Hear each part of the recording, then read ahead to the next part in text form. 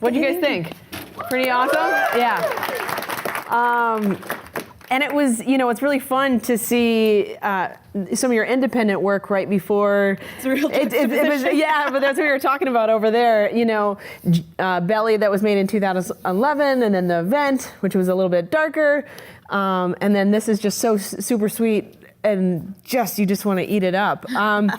Could you tell us maybe a little bit about the personal work that we saw today, like specifically, both of them are very interesting, but Belly, the story behind, I've read a little bit about it, but I think the audience might be interested to hear how you came up with that, how you wrote that. Yeah, Belly was my graduation film from the Royal College of Art, and it was based on my relationship with me and my sister. I was the younger sibling, and Oscar was based on me, and it was sort of, I have this block of images on my computer that I go through every time I'm coming up with a new story, and there was this one picture that kept sticking out to me, which was like a kid in the back of the car with like a pillow on her lap. And it reminded me of like when I was a kid, and that like sort of crossover between when you fall asleep in the back of the car and your parents like pick you up and carry you upstairs, and you wake up in the morning and you have no idea how you got there. And then there's like that moment when you get a little bit older where your dad like wakes you up in the back of the car and he's like upstairs, and you're just like, what? No, I'm asleep, carry me upstairs. And you know something's changed and it's bad. And for me, that was like when I became an adult, was when I had to like walk myself upstairs and brush my own teeth. And I wanted to like do a movie about that crossover between, and like how quick you are to give up your childhood and all that unconditional love to be grown up, especially when you have an older sibling. I just wanted her to like respect me and love me. And so I just like threw it all away, and it was all sort of surrounded around that. And it was kind of like leaning into that feeling, which is what I really love about animation, is that like what your body feels like it's doing when it's embarrassed or sad, that it's melting into the ground, or that you could like, and especially as when you're a kid, like that you feel that you could walk through walls or walk through someone's body because it's like the quickest way to get down. And I just wanted to lean into all of that, like that, and that sort of connection to the spooky that kids have that we sort of lose as we get older. Like I was obsessed with ghosts and quicksand and beheadings, and much like all children. And maybe because I'm a British child, but there was. Yeah, and I feel I used to watch the X-Files like ad nauseum when I was like very young, and then I got to like at age 12 and I realized how scary it was, and I couldn't watch it anymore. And but it didn't, because I didn't understand it when I was a kid. I was just like, this is great, and I had a crush on Mulder. Right. Yeah, I got that. My blossoming sexuality.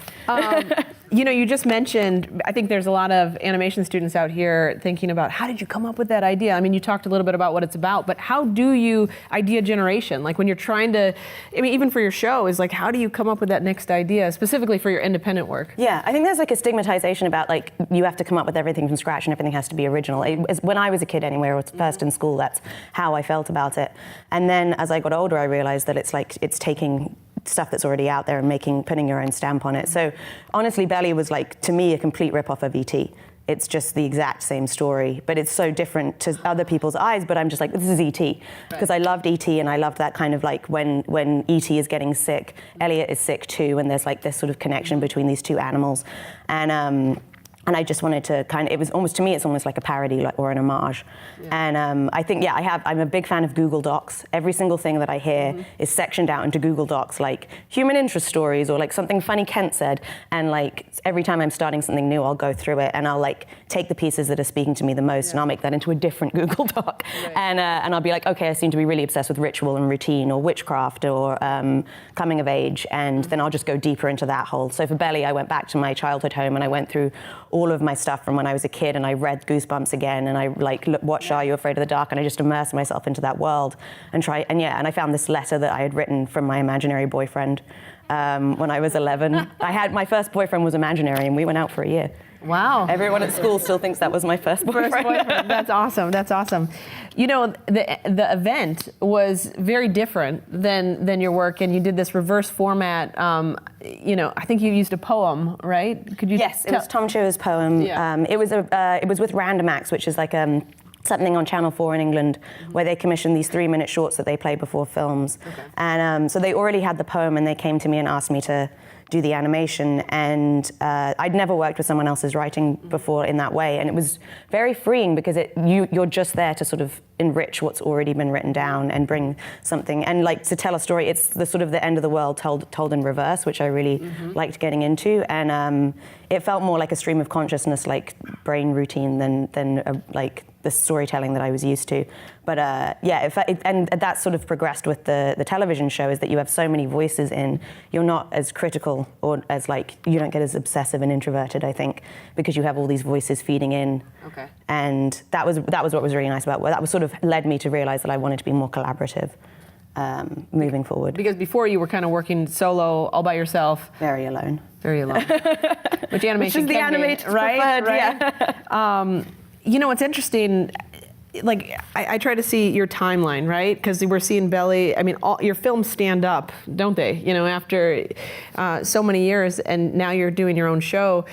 Did film festivals play in a role, or can you talk a little bit about, like, once you made this project, you know, Belly and some of your other films, it's like, how did the world get to know Julia? Was it through film festivals? And yeah, I think I went. My first film I did at Kingston, which was called My First Crush, and it's awful, but it got put on YouTube at a time when YouTube wasn't a big deal yet, and it got put on the front page and it got like 1 million hits, and I think that was really helpful in getting sort of like establishing myself a little bit, and then all my films after that I put straight on the internet because I was like, oh, this is a really good resource. And then Belly, the Royal College of Art, you can't put your film online or at the time you couldn't put your film online for a year because they wanted to put it into festivals, and that was the first time that I really experienced that. And it premiered at Sundance, I think, and it was just, I went, and every time my film had gotten into film festivals in the past, I hadn't gone, because I couldn't afford it, and this was the first time I went, and most of my friends, like the majority of my friends in LA and New York, like I've met through film festivals, and it's less about like, I think, getting work in the future, but more about having like a tribe of people that are going through the same thing as you, and that like you can talk to, because I think once you come out of university you don't have that same community. Right. It's not as organic, and going to film fest, it's just like it completely, and it gets your name out there in a completely different way, and you get to see the film with other people and discuss it and see other people's work, and there's just not as much of a resource as you get older to like discover new work and be around like-minded people. Film festivals, like I think were a huge bump to my career just in terms of meeting, and it does lead to other work and it leads to other possibilities, but for the most part, it's making friends. It's good for friends. Good for networking and all that. Yeah. So I was wondering if you could talk us through the process of how you got Summer Camp Island. Like, you started with a pitch Bible, right? I did. If you could just talk us, it took 3 years to get it on air, right? Like, what? It did. How did you came up with the idea? Cartoon Network came to you. I know there was a short that went to Sundance first, that we didn't see, but it was something that you kind of like a pilot. Really? I love it. It's so. Have you guys seen will we call it the pilot, or would we? Yes, the pilot. Yeah. It's considered the pilot, but it just has different actors, but the same characters.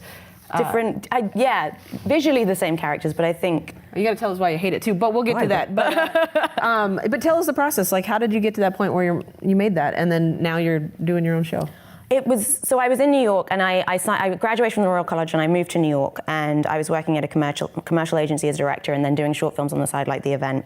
What was really nice about being with a commercial agency is that they'll sometimes fund some of your short films in between doing commercials, which was a really good, and you have an office space that you can go to. But I was feeling a little burnt out, and I didn't really like making commercials. And so I got a manager in LA, and he suggested that I pitch a show because it's like a series of short films with the same cast of characters, and I was like obsessed growing up with Rugrats and Charlie Brown and all that stuff, and so I wanted, and when I was in school I saw the Adventure Time pilot, and I think like that opened up the idea that could have been a space for me in television, because it was the strangest pilot I had seen, and I think it like opened up the world for a lot of people like me, that they could be part of that world.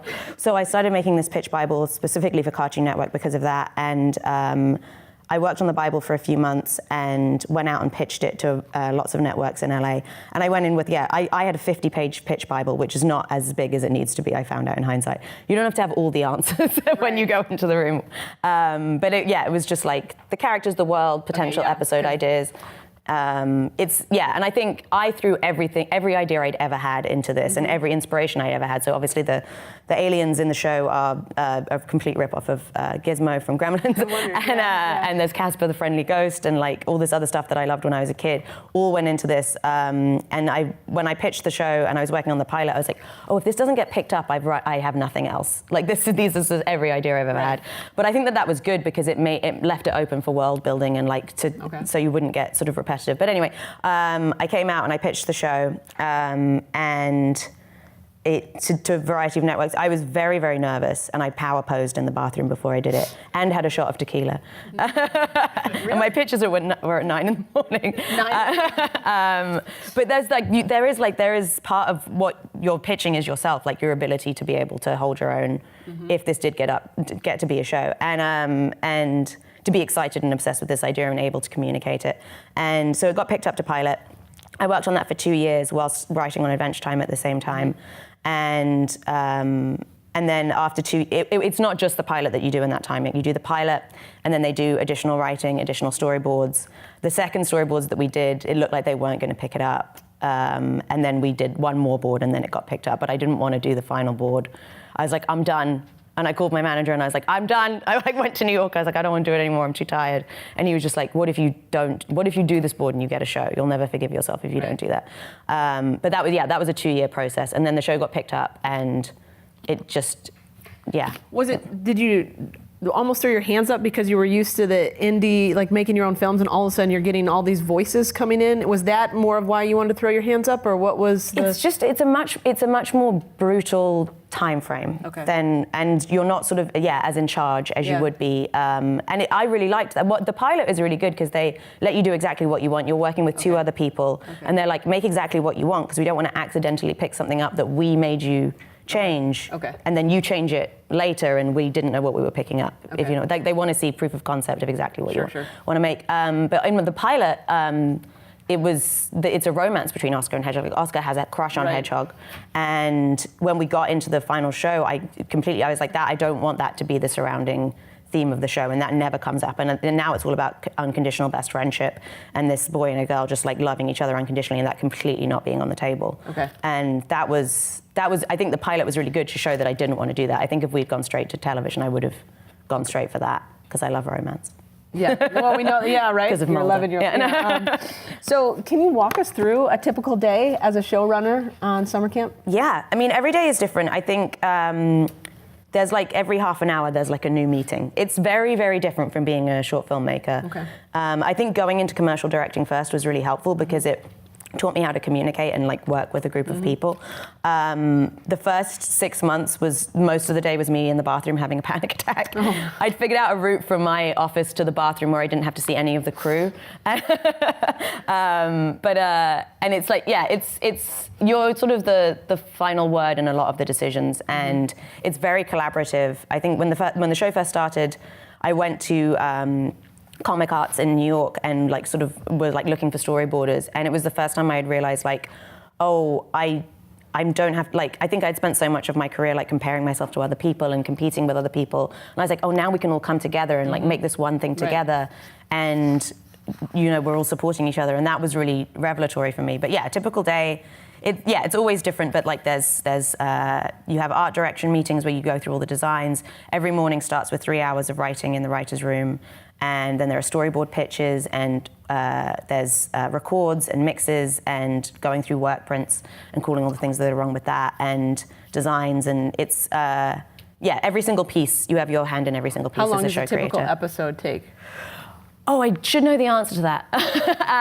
It's 1 week on writing, 5 weeks on storyboard, and then from storyboard to locked cut is like another 4 weeks, and then there's designs which take 2 weeks, and then we ship it to Korea, and then it comes back like 4 months later. Then we call the take twos, and then we do music and sound effects, and then we mix it all together, and then it's done.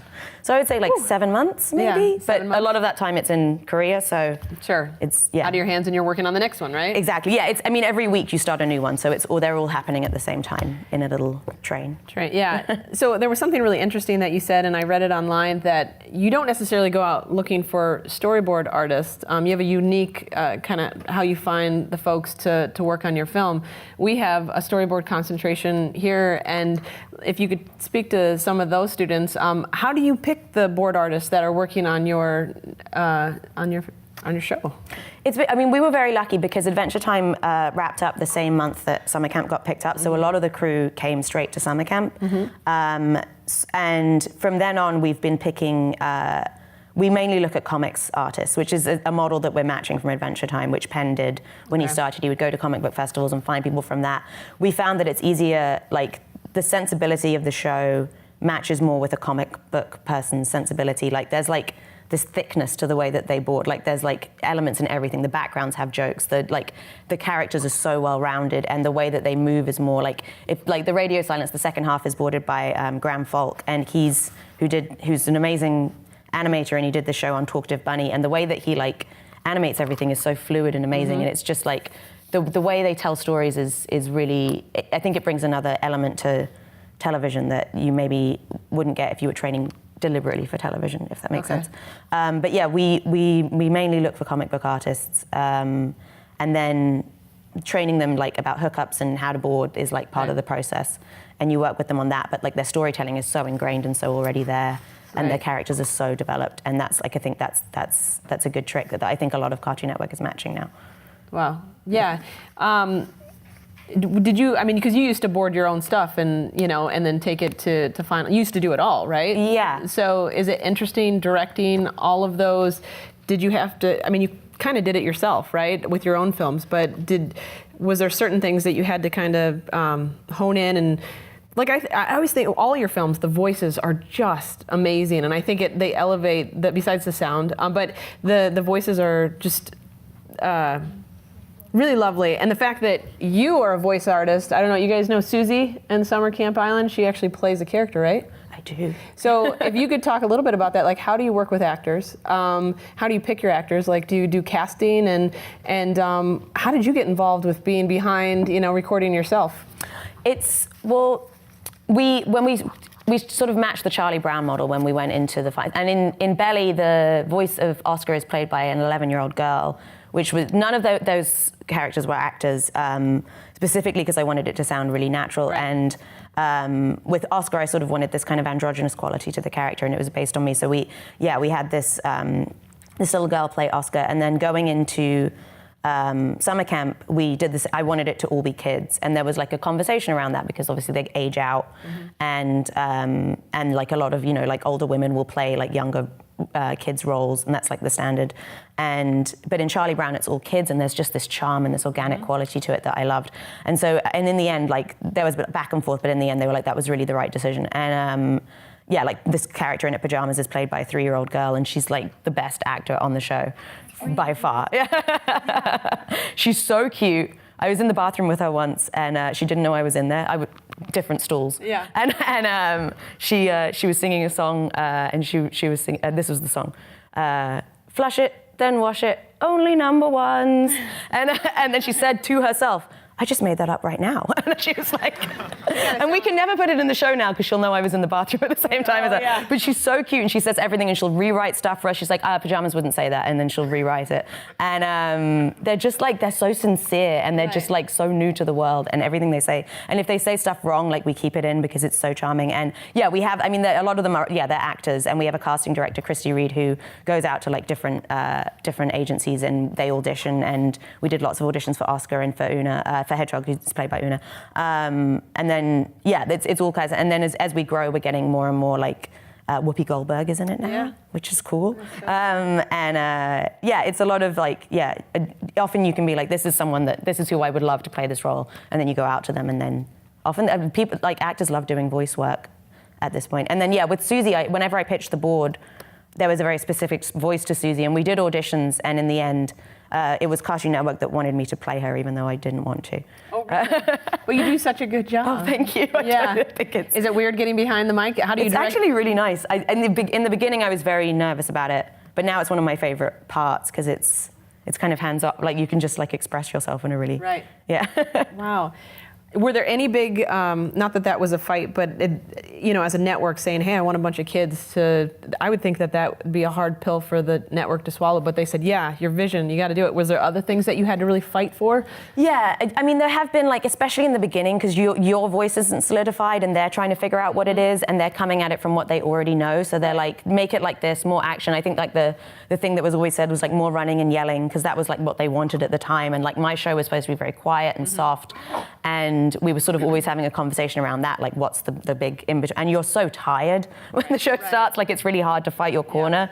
And you also have a lot of imposter syndrome because you're new to, I had never worked in television before other than writing on Adventure Time. So I was like, I don't know what I really, like maybe they must know better than me. Right. And you, like no one knows better than anyone else, but it's your vision and like you have to fight for what you want. And now as the show grows and grows and grows, you can just be like, no, this is going to be funny and this is why. And then they trust you more and more because there's more proof of concept. But like, yeah, in the beginning, you really have to stand your ground. And I think the more you like fight for something and then it gets a laugh later, the more you realize like, oh, if I stand up for this, I'm actually, you don't know yet if you're right or not in the beginning because you're like, I can fight for this, but I don't know. Okay. Well, so you talked about the imposter syndrome, which I think a lot of artists go through almost on each project, right? And do you feel like you're done going through that, or do you still experience that? And do you still run to the bathroom and have panic attacks, or are you past that stage? Past the panic attack stage. I got started getting acupuncture and I went to therapy. Okay, that helped, right? I did yoga with Adrienne, if anyone's ever done that YouTube channel. Her, she's amazing. She's so hot. Okay, yeah, no, she is amazing. She was on a yoga magazine. I started when she was like, had a few followers, and now, I feel like I'm early Adrienne. You were early Adrienne. Yeah, anyway. Yeah, early adopter. Okay. I'm new to That's great. Yeah, you have to come up with all these little rituals and routines to sort of keep yourself calm. And speaking to other showrunners was very helpful. Like I remember speaking to Adam Muto, who was the showrunner of Adventure Time at the time, and he was just like, not every episode is going to be your episode. Like some you really love and some you sort of, it's television, so it's not always going to be exactly perfect, and the timeline doesn't allow for that, and you can just do the best. And it's like a lot of learning how to self-soothe and be like, okay, this isn't like, and I think in the beginning when we were making the first 20, I was like, if I like 3 of these, that's a huge achievement. Like that's 3 short films in a year, like that's great. And like just learning how to calm yourself down. And I think someone told me once also, when you're looking at a storyboard, you should look at it like 2 doctors looking at a body. And like you're just trying to figure out how to fix the body, and like it doesn't belong to anyone. And I think having that more collaborative process, because in the very beginning it was difficult because I was coming into Adventure Time late. So like, and it's like coming into high school the final year, and everyone knew each other and were friends, and I was such a fan of everyone. I was like, and to then go on to summer camp and then be sort of the voice of what the show was, and like trying to give notes to people that you are like, everything you do is genius. And that was something that I had to struggle with. But then the longer you come across, you're just like, oh, well, and I remember at the beginning just being like, oh, I'll fix this later. I'll just tell them it's great and fix it later, and not tell them. And then the further in you get, you're just like, it's more of a conversation, it gets more collaborative, and you learn how to do it. And it's, I think, as a show creator, it's more just like steering the ship of everyone's voice. So, when you're working on a film, this popped in my head, working on a film, you're all in, right? You're working very by yourself, and sometimes you look up and you're like, oh my God, it's been 15 hours and I haven't had any food. So do you feel like you're able to now, maybe in the second season, have a life while also balancing being a showrunner or being an artist, where you feel like, wow, I made it, and now I can pull back a little bit and have a life at the same time? It's definitely, this year has been about trying to do that. I think there's like a stigma around like working all the time. Right. And if you're not working all the time, like if you leave at 6 and someone sees you leave at 6, you're like guilty. You're just like, but I have therapy, it's part of it. Like I think this year I've sort of been trying to come to terms with like making time like to do my own thing, because it's a lot of the writer's room is like coming in with the stories that you have and the experiences that you're having and like the books you've read and the television you've watched. And if you're just your show, you become this echo chamber of the same stuff all the time. Like if you consider, like this is how I get through it, is considering it part of the job is to have a life. And maybe that's not the healthiest way to go about it, but like and reading about other artists and how they do it. Like Myra Coleman has this great On Being episode where she talks about like her routine as an artist, and like just hearing how other people do it and that they are making the space to like be quiet and be still and like just be like their own person. And Well, what's interesting is if you step back and look, there aren't a lot of women showrunners for animation right now. I think it's you and Rebecca Sugar. Does that sound right? Is there an... There's Lisa Hannah Walt. Okay. And at Cartoon Network, there's just, me and Rebecca. How does that, there's a lot of women in our and men in our program. Is there anything that, like, advice you could give to them for just getting into the industry, dipping their toes in there? But what if they want to sit where you're sitting? Do you have any advice for them? Yeah, I think maybe this is a naive thing to say, but I do think people are being more receptive now to, like, they want to have female showrunners on their books. Like, it's becoming, like, something that people are looking for more actively. And I think, like, it's more proof of concept. There's more. There's like Darren Nefisi, who does Star and the Voices of Evil, and then like Owl House that's coming out. Like, there are getting more and more female showrunners, and the more proof of concept, more female showrunners there are out there, the more. And it's that voice is like, it's more diverse voices behind it. Like, being a female showrunner now, it's like all of our heads of department are female. You sort of see how it leaks through. Like, it's your perspective, and like showing it from a female perspective, like having control of that voice is really important. And I think that even in the beginning, I think in the beginning, this isn't really answering your question.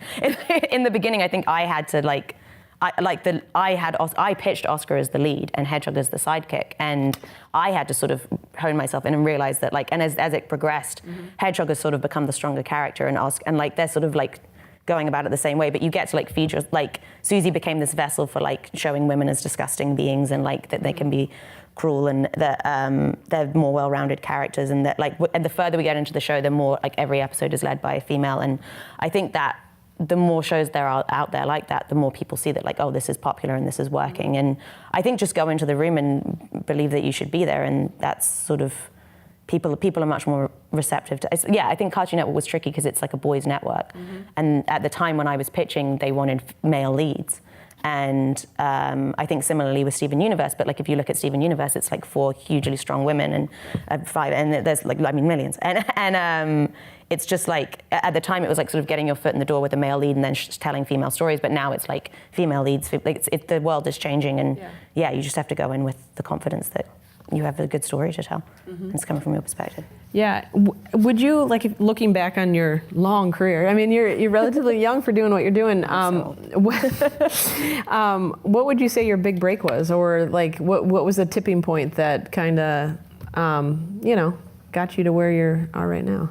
That's an interesting question. I think it was all just slugging along slowly. I think going to the Royal College was really helpful in terms, because it has a good name behind it. So going into film festivals and sort of having that film out there, people more organically see it, and they're searching out that school. I think that was, and sort of going in and like spending those 2 years focusing on 2 films was really worthwhile. I think I just, between when I started and now, and this is the year that I've started rounding out my life, I've just been working all the time. So I think it is just like making the steps, getting like the traction, and just keep going. And nothing really ever is like your big break. You just have to keep showing up.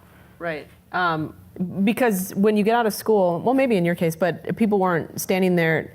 Were they like, Julia, I want to give you a job, or did you have to do the networking? Like, I noticed your social media presence is quite large. Like, you have a following and you're on kind of all the platforms. Is that a tool that you use to get your stuff out there? Is that some advice that you could give our students? Like, how do they get their work out there? Like, if they're not making short films, but they're making amazing little animations, this and that, how do we get the world to see it?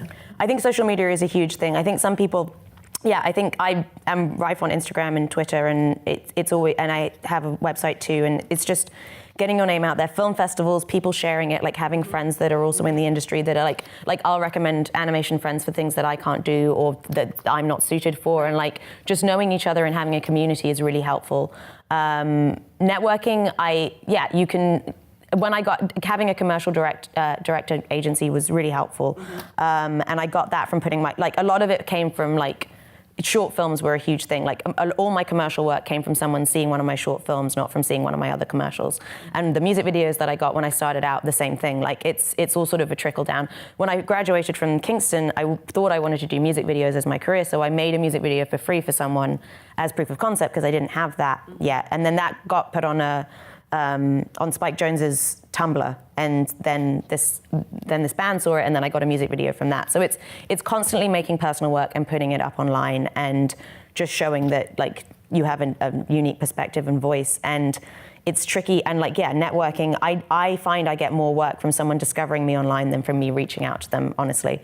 But it's a tricky dynamic. It is tricky. I think I have students come to me all the time and say like, okay, how do I get a job now? And there's not one answer, right? Especially now, because there's so much online, it's like shouting into the void. Like, I think I was luckier back then, honestly, because there was less out there, and it was, the internet was coming up more slowly, and YouTube was, and all that stuff. And now it's like, there's so much, it's like oversaturation, and it's hard to know where to look. And yeah, when we're looking for new talent, we're like, we can go to the festivals, and yeah, it's like comic book festivals, all those different things, like and I would like go and like sell illustrations at like fairs and stuff, and it's just like getting out into the world is a big thing. Like getting like face-to-face contact is huge, even though that's like very scared. Like I was very shy and scared, and I think actually like a big turning point was when I graduated from Kingston, I said no to everything, because if it involved me getting on the phone, I would say no. I would be like, oh, actually, I can't do the job anymore. I was so introverted. Really? And then, like, I read that book, The Yes Man, where he says yes to everything for like a week. And I was like, I'm going to do that. And then someone asked if they could interview me for Etsy. And I said yes. And then they came and they and it was like, and then I went to the Etsy offices in New York. They flew me out and I met them. And I was like, oh, I like this. And it was just like a big, like, it just showed me that like in order like to get out there, you have to do the things that you're scared of. And that was a huge deal. Yeah, the face-to-face stuff, even though it's scary, like as soon as you do it, it's... You're so good at it though. I mean, no, I'm inside, I'm dying. You're dying right now. Well, you're tricking us all because, I mean, yeah. I don't know, like I met Julia for the first time last night. We ran up to each other and hugged each other, and I'm like, oh my God, this could be my best friend. You know what I mean? She doesn't even know it. I made us bracelets. Yeah, oh good, I can't wait to put them on. But yeah, you're just such it's funny when we watch somebody's stuff and then actually get to put as with animators, isn't it weird? Like we sit in front of a computer, we do a very isolated, and then when we see the human behind it. It's true, yeah. I think that's that connection. I think when I went to film festivals and one of the filmmakers wasn't there, even if I loved their film, you kind of forget it a little if you didn't meet them. And it's like, and be able to talk about it and discuss it with them. And there's like you're putting your soul on the screen. Right. So if someone comes up to with Belly, that felt so personal and strange to me that when people will come up and be like, I connected to this, then that friendship is like innate. It's like, it's like little, your soul is up on the screen. It is. It's a huge deal. I think even in critiques, I'm sure if you've shown them in festivals, I have that very personal feeling when I show my stuff. You're in the back and your heart's beating, but you're like, but you had to make it, right? Crits, that was the biggest, like crits in school would set me up so much for notes at this network. Like I liken it to that bit in The Simpsons when, what's his name? You know when he gets his heart broken and they go through it in slow motion? Ralph, thank you. Yeah. That's what it's like to get notes. You like give it in and you're just like, yeah, it's perfect. And then they like do this and you're just like, and you just have to like re-up and regroup and like change it. Sometimes to like a huge extreme, especially in the beginning. And like, I don't think if I hadn't gone through the notes process and the commercial process, I wouldn't have been as prepared. And you're putting your work out there and like getting feedback is horrible, but very necessary. So important. Yeah. So important how you filter that, and then not to get, it's not a wall. Instead, you don't have to take all the notes. Personal affront. Yeah, right. But you have to see that how people are reacting to it. And if you really want to fight for a note, you're like, okay, it's not working yet. If everyone's saying that it's not working, I have to make it work. How do you make it work? Exactly, right? Yeah. And that's where you should look at that. The amazing thing is you've worked on short films, you've done music videos, you've done Etsy commercials, you've done all these, or Etsy shop. You have all these things, and now you're running a show. What's your favorite? Is there? I mean, like, if you could say right now in Snap and you could, make all the money in the world and do one of those, what would you do? I'd like to go to the woods and write children's books. Really? Yes. There you go. I'm so tired. Oh, you're tired, yeah.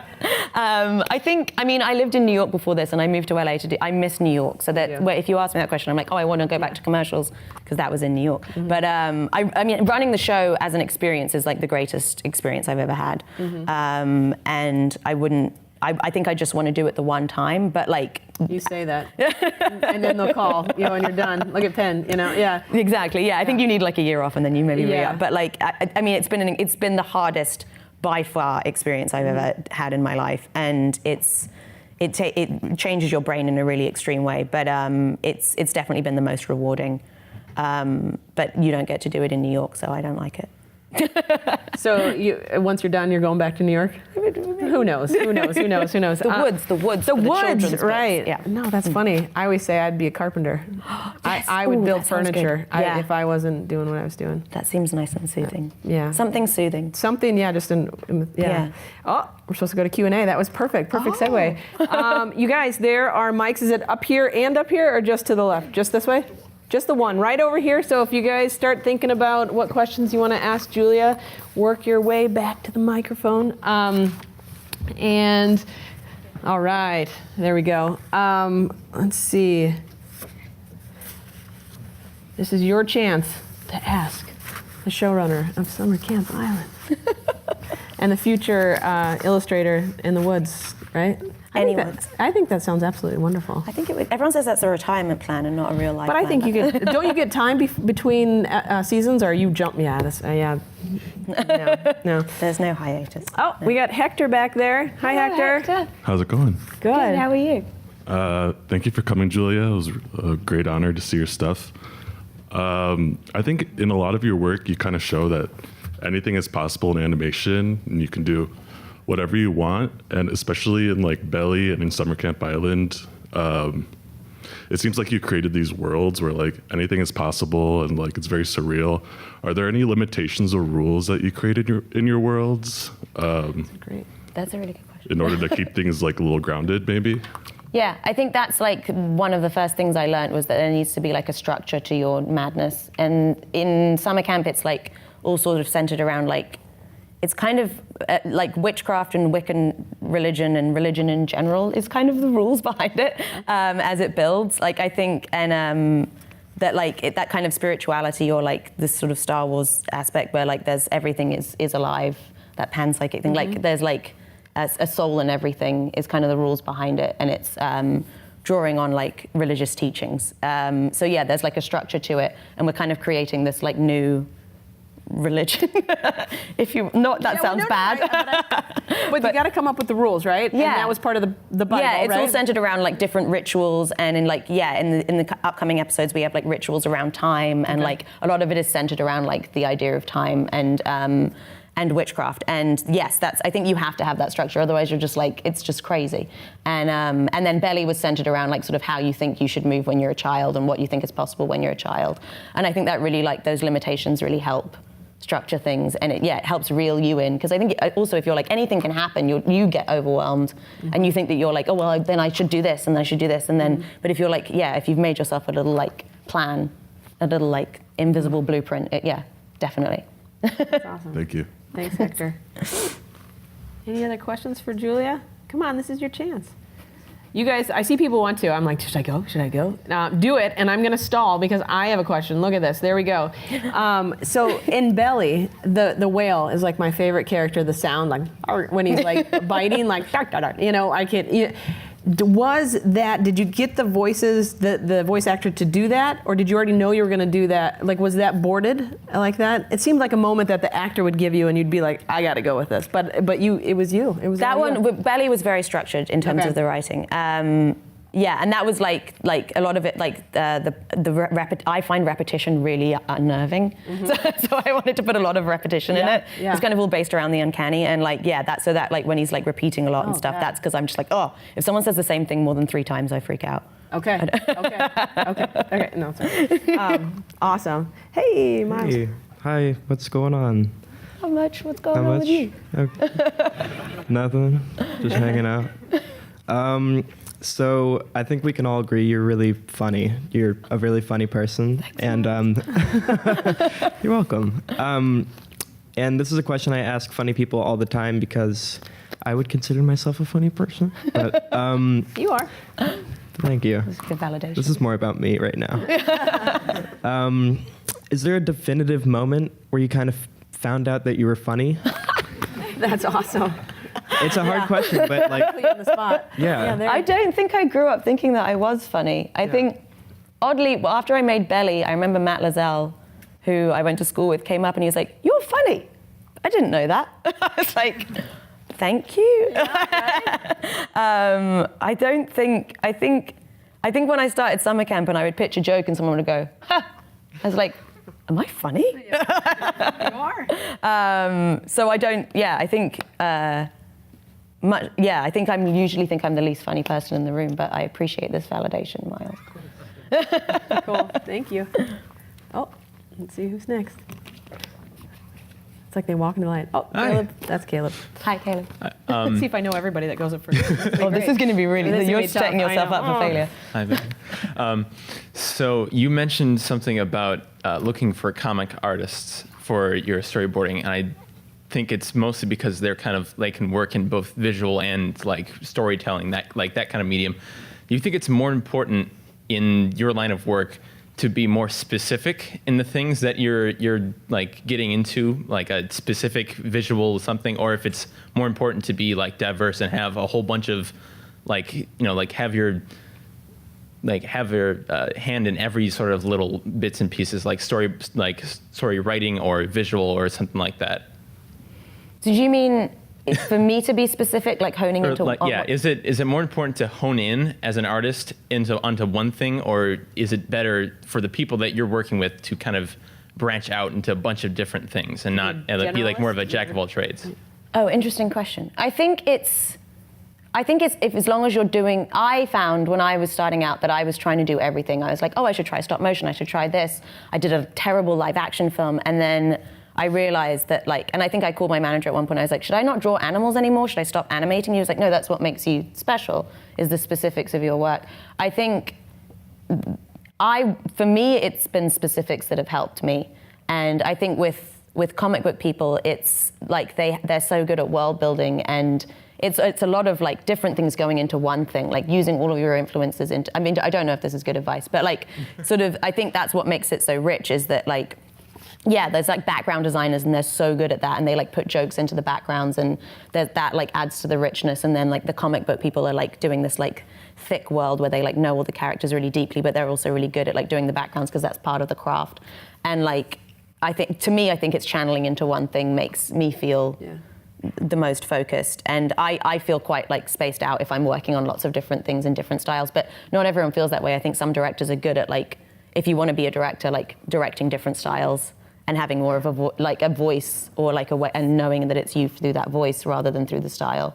But for me, I prefer specifics. Thank you. That's awesome. Let's see if not, I have a question. Nope, there's a question. Oh yeah.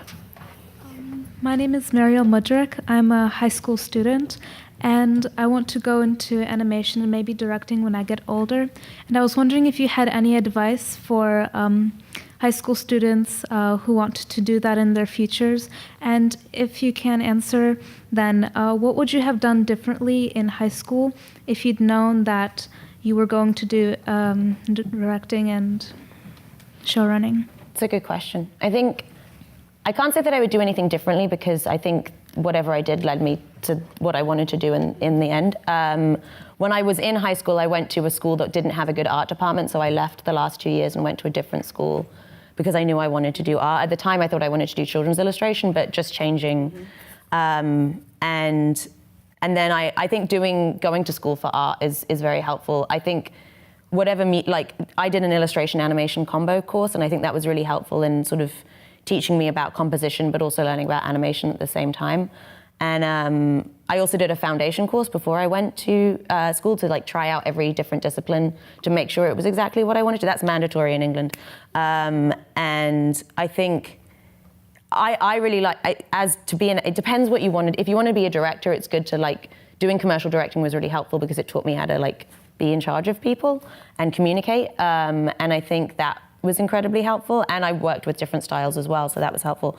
I think everyone finds it different. Like some people, like I think David O'Reilly speaks to like he didn't go to school and he went straight into the industry, and that was a really good way of like getting your feet wet. And I went to school and I found that kind of like alone time to work on my own short films and stew on them was like helpful for me. I think it's sort of going with your gut instincts and what feels like it's going to serve you the best, but like immersing yourself in whatever it is that you think is the right path. School is not always exactly right, but yeah, and working, honestly, when I went to Cartoon Network and I had no idea what I was doing, writing on Adventure Time gave me, was like a crash course in television. So like interning on television shows, if you think that's what you want to do, and getting to know that world better was really helpful. Sort of, yeah, I think just immersing yourself in as much of it as possible. But yeah, I think school is good. School would be my advice. Cool. Thank you very much. We got somebody else behind the... My question is, what was your favorite Summer Camp Island episode to work on? That's a great question. There's the ones coming up that aren't out yet are some of my favorites, but I'm not allowed to talk about them. I did get emails, yeah. And we were lucky that we got to see a second season, so that was, thank you for pulling some strings for us. Oh, thank you for watching it. I think Radio Silence is one of my favorites because it's kind of a reference to, the friendship is based on Tom and me and my best friend Tom's best friendship. So it's nice that there's an episode that exists out there that's kind of an homage to that. And I think from the first season, Feeling Spacey was one of my favorites because I loved Care Bears, and it felt like an homage to Care Bears and Gremlins together. Yeah. And you got to tell a little love story. Sometimes there's episodes where it feels like it all comes together and everything's going right, and you really love those episodes. And then there are some that are like a garbage dumpster. But you got to take the... Just gotta let them go. Yeah. The ones that are getting more into witchcraft now, I really like. Yeah. No. It's great. Cool. Thank you so much. Let's see. Hello. That's TK. Oh, sorry. Hi, I just want to say it's really nice to meet you. My brother and I really like watching your show together.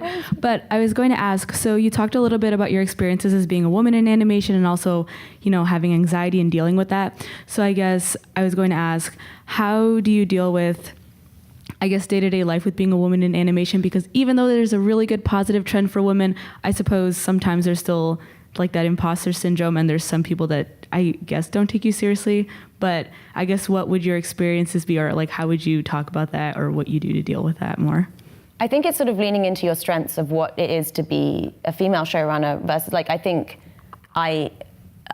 in the beginning I tried to suppress my emotions and seem like I was really together, and then the more I was honest about it and the way I was feeling, the more you connect with the people that are on your crew. And I think it's just like all the things that we're told, like you have to approach it from a different angle than what you're told to be. And yeah, when I have my period, I walk around with a hot water bottle and I tell people I'm grumpy, and it's just like leaning into what makes you a woman and having those. And I found that like when I was more open about that and most of our a lot of our crew is female, the writers' room is female, and we're all just telling our stories, and it's like a really good way of like getting across that like women are disgusting and women fart and like we smell our pits and all that different stuff, and just being able to be like, this is this story from a female perspective. We finally have control over this story and we can tell it, and sort of being like getting that strength from within, that it's like a powerful thing that you have this voice. And I think leaning in, like admitting when you're feeling anxious or that you have imposter syndrome, like that connects you with people.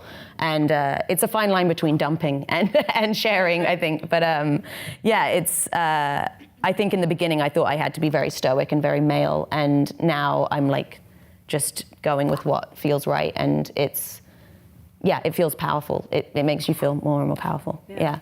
You deserve to be there as much as anyone. Yeah, imposter syndrome I think maybe is more female than male. I'm not sure, but like it's. I can't speak for those sides. Yeah. So yeah. But I think everybody has it, and it's just I think the more you speak about it, the more you realize everyone feels that way.